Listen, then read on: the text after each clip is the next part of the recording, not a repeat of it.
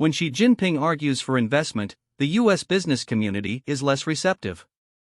On Wednesday night, Xi Jinping is having dinner with American CEOs during a period of growing U.S. skepticism regarding China's more stringent business regulations and worries about the nation's slowing economy. The last time Xi hosted U.S. executives on U.S. soil, 8 years ago, things were very different. While downplaying concerns about China's state control over its economy, which was then generating a 7% GDP growth rate, American CEOs flocked to see the Chinese president in 2015. A tour of Microsoft's MSFT campus and a photo of Xi standing next to numerous rows of executives from Amazon AMZN waiting to meet him were part of that trip. Zuckerberg, who was eager at the time to reverse Facebook's ban in China, greeted Xi first and spoke in Mandarin, according to reports from that trip. "Did you feel the room shake?"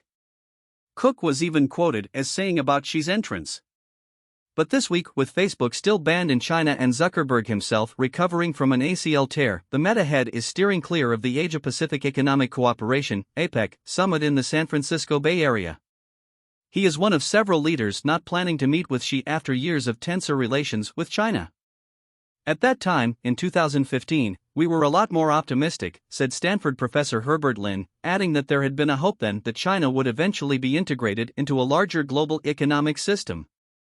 Lin said companies were well aware of the risks in previous eras but simply calculated they couldn't pass up the Chinese market. Now, that belief is now a lot more shaky. Ongoing geopolitical issues between the U.S. and Chinese governments may only exacerbate the tensions in the coming years as Xi tries to simultaneously staunch the outflow of capital from the country while maintaining rigid political controls. Foreign direct investment in his nation turned negative in new data released this month. Xi's challenge.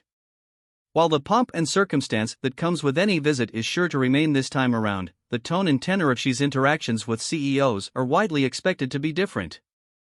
In 2015, Microsoft CEO Satya Nadella gave Xi a personal tour of his company's Redmond campus.